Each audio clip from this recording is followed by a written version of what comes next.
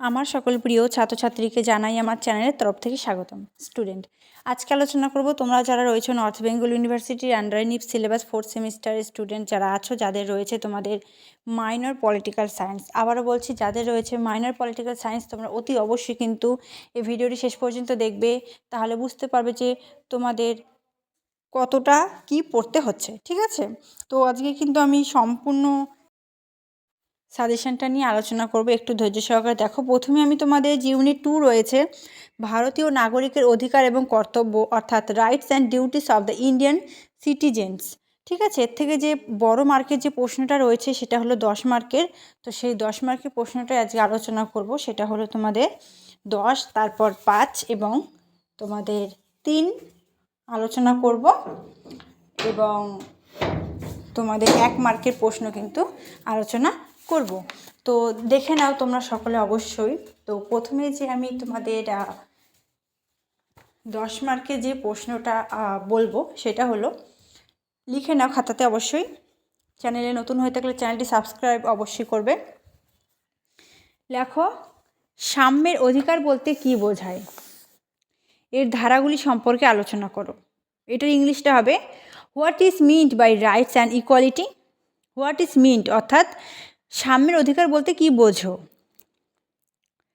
ঠিক আছে, রাইট অর্থাৎ অধিকার, ইকুয়ালিটি অর্থাৎ সাম্য। ঠিক আছে, এর ধারাগুলি সম্পর্কে আলোচনা করো, অর্থাৎ discuss about is article. Article অর্থাৎ ধারাগুলি। তো দেখো, এখানে বলছে আমরা সাম্যের অধিকার পড়ব, ধারা সম্পর্কে আলোচনা করব, এবং পরবর্তী প্রশ্নের দিকে আমরা অবশ্যই যাচ্ছি।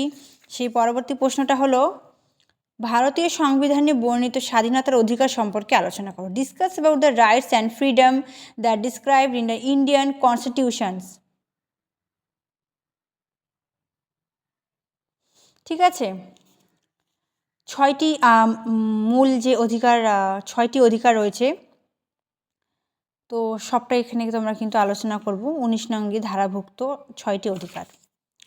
তারপর আমরা নেক্সট যে প্রশ্নটার দিকে যাব সেটা হলো তোমাদের, দেখবে প্রত্যেকটা প্রশ্নে কিন্তু আমি খুব গুরুত্বপূর্ণগুলোই দেই, এবং এই ইউনিট থেকে তোমাদের 6 মার্কের প্রশ্ন হলো ধর্মীয় স্বাধীনতার অধিকার। Discuss about rights and religions. তারপর নেক্সট, মৌলিক অধিকার ও নির্দেশমূলক নীতির মধ্যে পার্থক্য। Right difference between fundamental rights and directive principles. Next, ভারতীয় সংবিধান প্রদত্ত শোষণের বিরুদ্ধে অধিকার আলোচনা করবে, এটাও ইম্পর্টেন্ট। নেক্সট রয়েছে সংস্কৃতি ও শিক্ষার অধিকার সম্পর্কে। Right about cultural and educational যে রাইটস রয়েছে, সংস্কৃতি এবং শিক্ষার যে অধিকার রয়েছে সেটা সম্পর্কে আলোচনা করব। ঠিক আছে, তারপর আমরা 3 মার্কের জন্য পড়ব মৌলিক অধিকার ও সাধারণ অধিকারের মধ্যে পার্থক্য। Write the difference between fundamental rights and general rights, অর্থাৎ মৌলিক অধিকার এবং সাধারণ যে অধিকার রয়েছে তার মধ্যে যে মূল যে পার্থক্যগুলি রয়েছে সেটা আমরা কিন্তু খুব ভালো করে এখানে পড়ব। তারপর ভারতীয় নাগরিকতার বৈশিষ্ট্য, ভেরি ভেরি ভেরি ইম্পর্টেন্ট প্রশ্ন তোমাদের জন্য। তারপর তোমরা পড়বে মৌলিক অধিকারের সংশোধন যোগ্যতা সম্পর্কে, এটা একটু পড়ে যাবে। 1 মার্কের যে প্রশ্নগুলি রয়েছে সেগুলো কিন্তু খুব, আমি তোমাদের এটা PDF আকারে দিয়ে দেব, সেখান থেকে তোমরা পড়ে নেবে। এবং অধ্যায় 3-এ তোমাদের যেটা রয়েছে কেন্দ্রীয় সরকার অর্থাৎ ইউনিয়ন গভর্নমেন্ট কাঠামো এবং কার্যাবলী, স্ট্রাকচারস অ্যান্ড ফাংশনস, সেটা সম্পর্কে যে সকল গুরুত্বপূর্ণ প্রশ্নাবলী রয়েছে সেটা আলোচনা করছি। তো এখানে রয়েছে কেন্দ্রীয় আইনসভার গঠন, ক্ষমতা, কার্যাবলী।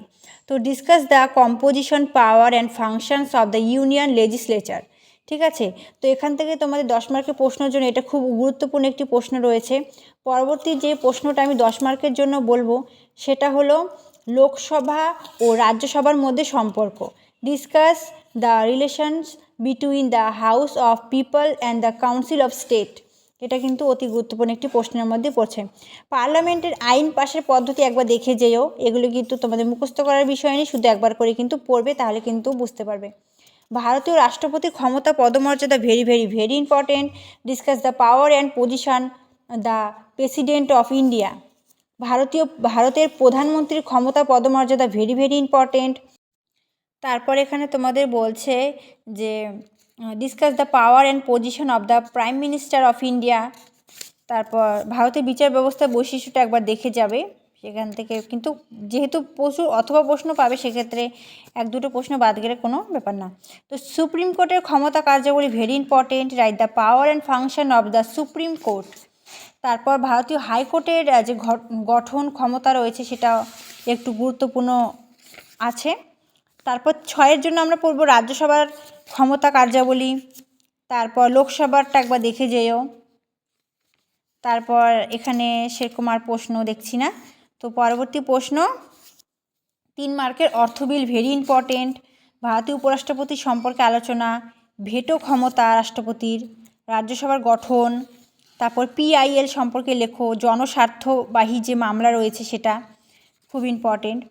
1 মার্কের প্রশ্নগুলো তো আমি বললাম তোমাদের, আমি PDF আকারে দিয়ে দেবো, তবু কয়েকটা প্রশ্ন আলোচনা করছি। যেমন ভারতের প্রধানমন্ত্রীর নাম কি, প্রধানমন্ত্রীকে নিযুক্ত করেন কে, তারপর রাষ্ট্রপতির কার্যকালের মেয়াদ কত, তারপর